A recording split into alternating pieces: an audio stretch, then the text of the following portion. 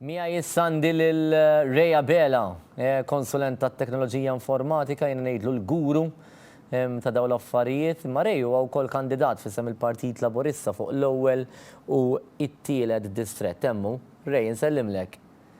Nsellem lilkom u t-telespettaturi kollha.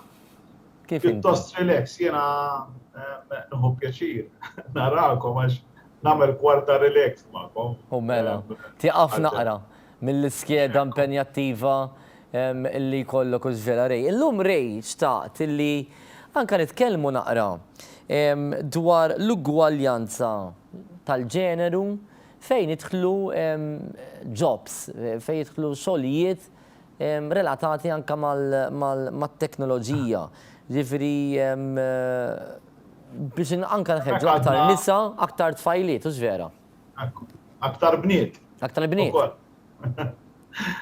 Ovvjament għadna lura hemmhekk, u ġifieri mhux biss bħala pajjiż anke fuq l-istati tal-Unjoni Ewropea, speċjalment l-Ingilterra, għadna ħafna lura, speċjalment fejn jidħol STEM jobs, jiġifieri xjenza, inġinerija, tifhem dat tip ta' elettronika, computers, eċetera. Dawn huma jobs illi huma ddominati mill-irġiel, mill-maskili.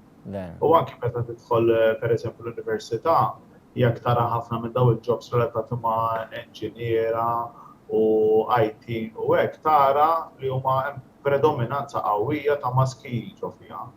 U jiena nemmen kemm huwa importanti llum illi niffukaw ukoll illi l-bniet minn ta' żgħira, it-tfajliet ukoll li huma żgħażagħ u n-nisa li qed jarawna jimirħu lejn dawn it-tip ta' jobs illi l-industrija tal-informatika u l-industrija diġitali ħatkun qed tikkrea fil-futur li ġej. Allura importanti ħafna li ninvestu ħafna iżjed f'edukazzjoni, ħafna iżjed fl-informazzjoni biex neċċitaw, jiena ngħid il-kelma neċċitaw aktar bniet, tfajliet, ġenituri li għandhom naf li bħalissa qed isegwuna ħafna ġenituri u anzjani li huma nanniet ta' bniet u ta' tfajliet li jħeġġuhom illi jieħdu l-karriera ta' xi ġob fl-informatika. U informatika ħafna. Hemm developers, testers tal-computers, technicians tal-computers, engineera, networking, tiddiżenja llum il-ġurnata, tikkrea.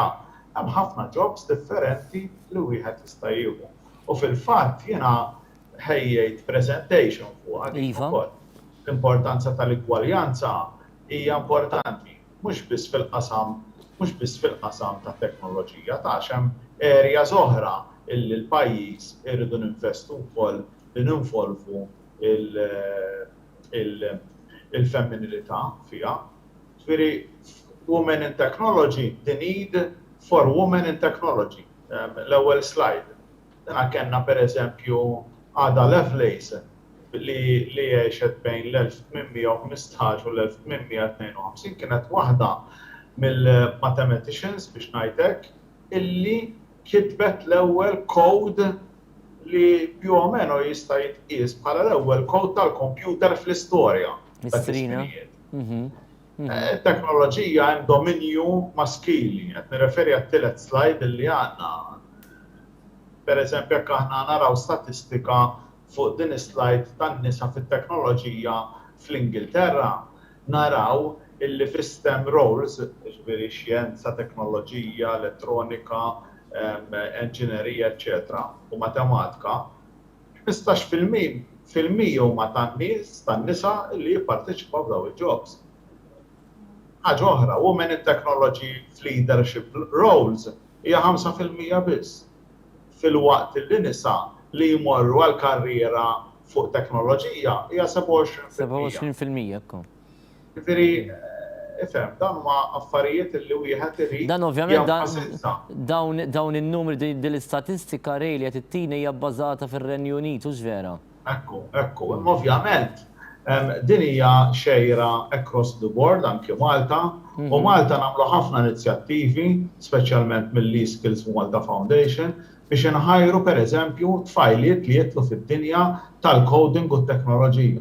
Għax nemmnu li hija importanti. Llum il-pajjiż iktar kemm imur il-qudiem, iktar ħanikreaw ekonomiji ġodda u dik hija importanti għal pajjiżna li jkollna economy mix tajba, imħalta, mhux biss manufattura, pharmaceuticals, gaming, imma wkoll taħlita sħiħa ta' digital technologies, servizzi finanzjarji, turizmu, ospitalità, daw l-areas kollha. Kemm huwa importanti li jkollna economy mix imħalta, ħalli meta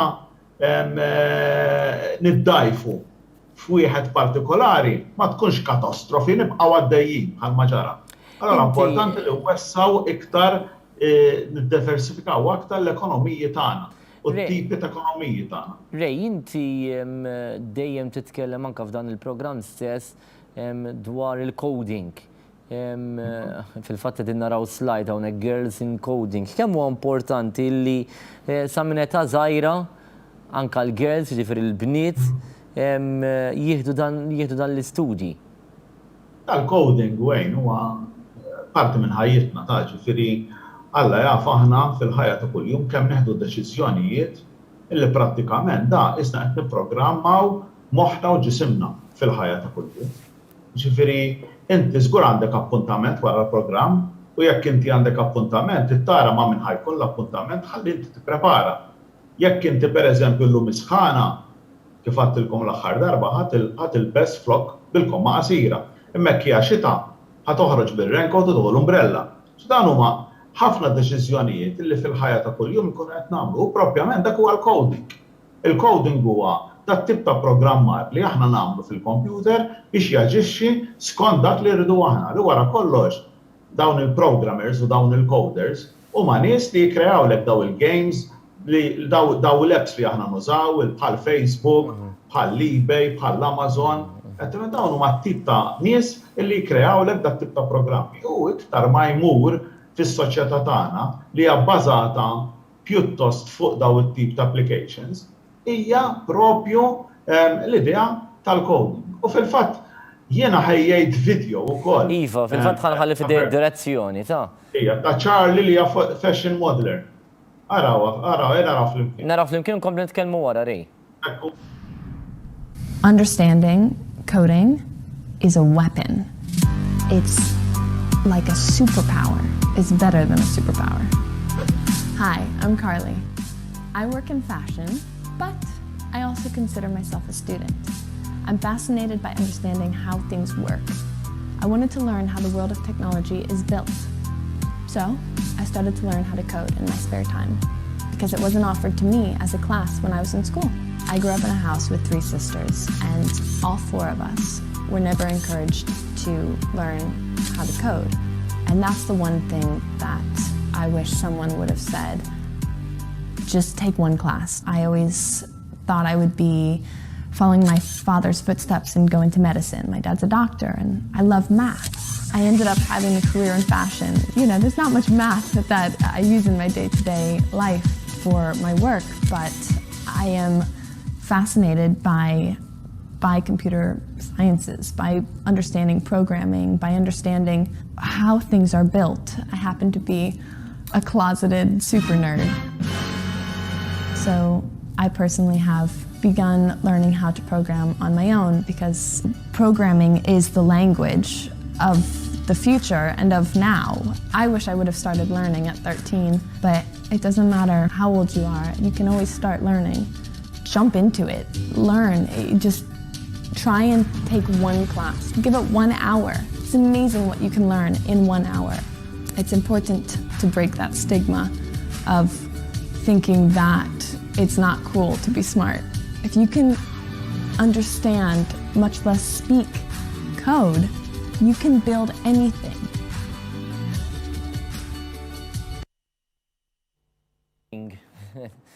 Għaltinna. Wejn? Qed nisimek. Tismani? Iva, qed narak. Mela, dak kien eżempju ta' l-importanza li t-tfal tagħna, speċjalment ukoll qed nitkellmu fuq l-ugwaljanza llum u nitkellmu fuq il-bniet u t-tfajliet, meta qed insemmu robotika, coding u AI.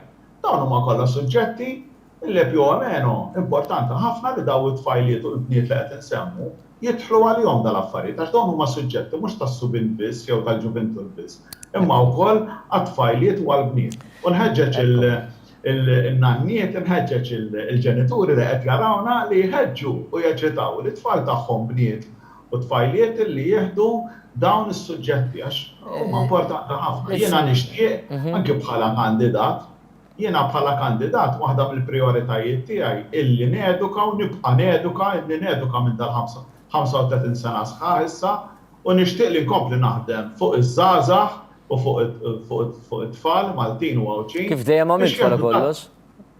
Dejjem għamilt hekk u nibqa' ninvesti il-ħin u l-moħħ u fiżikament biex ikonna aktar tfal u riżorsi Maltin u Għawċin illi jokkupaw l-aqwa jobs li ħaqet joħloq il-pajjiż. X'jiswa li nikkrea l-aqwa jobs fil-pajjiż u jkun l-aqwa ekonomija jekk iż-żgħażagħ u t-tfal tal-ħaddiem Malti u Għawċi ma jokkupawx dawn il-postijiet tax-xogħol. X'jiswa? Ikonna nġibu forsi n-nies minn barra biex jokkupaw daw il-postijiet li hemm ma rridiex. Jiena nixtieq illi t-tfal u żgħażagħ tal-Maltin u tal-familji Maltin u Għawċi jitalmu u dan m'hemmx għalfejn ikollok xi skola partikolari llum il-ġurnata inti li qed tarana u forsi għandek it-tfal li forsi ma jixtuqux daqshekk skola.